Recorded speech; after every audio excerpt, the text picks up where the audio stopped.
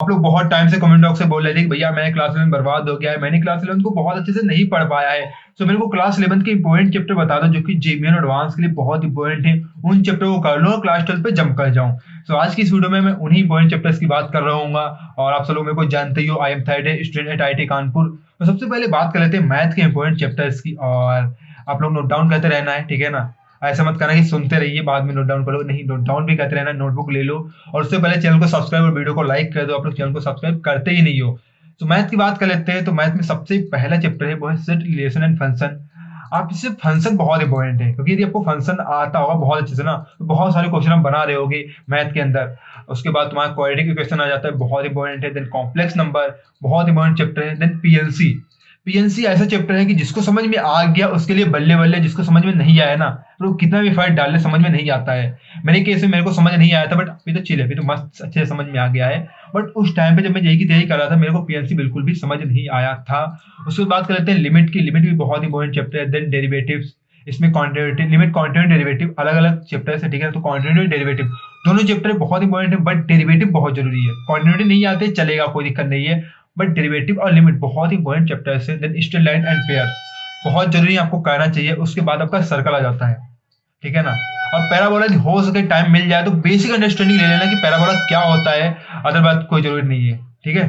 सो ये सारे चैप्टर रहे इंपॉर्टेंट। तो अभी बात कर लेते हैं फिजिक्स के इंपॉर्टेंट चैप्टर की। फिजिक्स में सबसे पहले सबसे इंपॉर्टेंट चैप्टर वो है तुम्हारा यूनिट एंड मेजरमेंट। बहुत छोटा सा चैप्टर है बट इंपॉर्टेंट है, क्योंकि बहुत सारे क्वेश्चन इससे बनते हैं और एक क्वेश्चन तो हर साल इससे आ ही जाता है और 100% आता है। उसके बाद तुम्हारा काइनेमेटिक्स, ये बेसिक है बट बहुत इंपॉर्टेंट नहीं है। जे में मैं नहीं बोल रहा क्वेश्चन आ भी जाएगा या नहीं आएगा, बट इंपॉर्टेंट बहुत है, बेसिक है तो बहुत इंपॉर्टेंट है। उसके बाद तुम्हारा लॉ ऑफ मोशन, एनएलएम जिसे बोलते हैं, इंपॉर्टेंट है, क्वेश्चन आता है।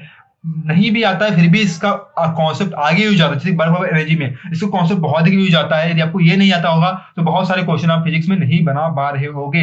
उसके बाद तुम्हारा बल्क पावर एनर्जी आ जाता है, जो कि बहुत अधिक इंपॉर्टेंट है, हर साल एक दो क्वेश्चन इससे बन जाते हैं। देन उसके बाद रोटेशन आपका बहुत ही इंपॉर्टेंट चैप्टर है, डिफिकल्ट है, बहुत से बच्चों को समझ नहीं आया होगा, नहीं आपसे क्वेश्चन बनने होंगे तो आपने सोचा होगा छोड़ देते हैं। अभी मैंने भी स्टार्टिंग में छोड़ दिया था बट बाद में करना पड़ा था, क्योंकि क्वेश्चन आता है, हर साल आता है। और कभी कभी ऐसा होता है बहुत ही इजी क्वेश्चन आ जाता है। उसका सेंटर ऑफ मास जो है, इसे मैं इंपॉर्टेंट तो नहीं बोलूंगा, ठीक है ना, बट रोटेशन पढ़ने के लिए ये चैप्टर जरूरी है, क्योंकि यदि रोटेशन पढ़ोगे तभी ये चैप्टर आपको आ पाएगा।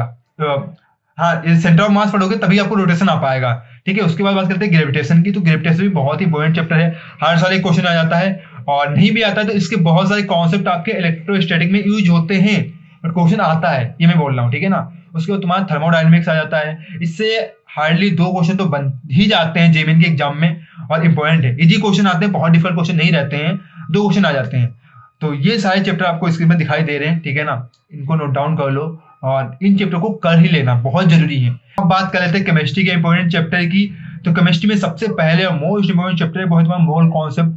मोल कॉन्सेप्ट आना चाहिए यदि आपको फिजिकल केमिस्ट्री स्ट्रॉन्ग करनी है। फिजिकल केमिस्ट्री नहीं भी स्ट्रॉन्ग करनी है फिर भी आपको मोल कॉन्सेप्ट आना चाहिए, क्योंकि ये इतना बेसिक चैप्टर है ना, यदि ये नहीं आता होगा ना तो केमिस्ट्री में आपसे कुछ नहीं होने वाला, ठीक है ना।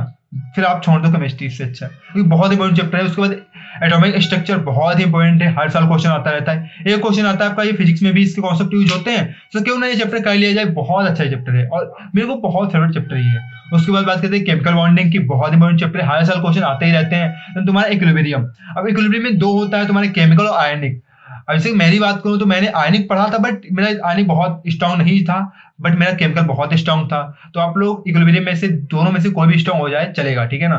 थर्मोडायनेमिक, अब आपकी थर्मोडायनेमिक फिजिक्स में भी यूज आ रही है, इसमें भी यूज आ रही है, तो पढ़नी पड़ेगी, एक जगह पढ़ लो, यहाँ भी यूज आ जाएगी, बट थोड़ा कॉन्सेप्ट इधर उधर है, बहुत अधिक चेंजेस नहीं है, थोड़े चेंजेस हैं, बट इंपॉर्टेंट है, पढ़ लेना।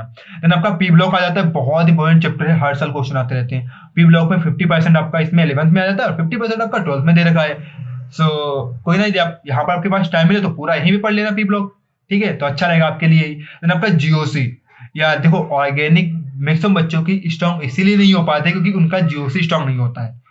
तो जीओसी जरूर जरूर अच्छे से स्ट्रांग कर लेना यदि आपको अपनी ऑर्गेनिक केमिस्ट्री को बहुत अधिक स्ट्रांग करना है, सच में ऑर्गेनिक में नंबर लाने हैं, तो जीओसी को बहुत अच्छे से पढ़ लेना।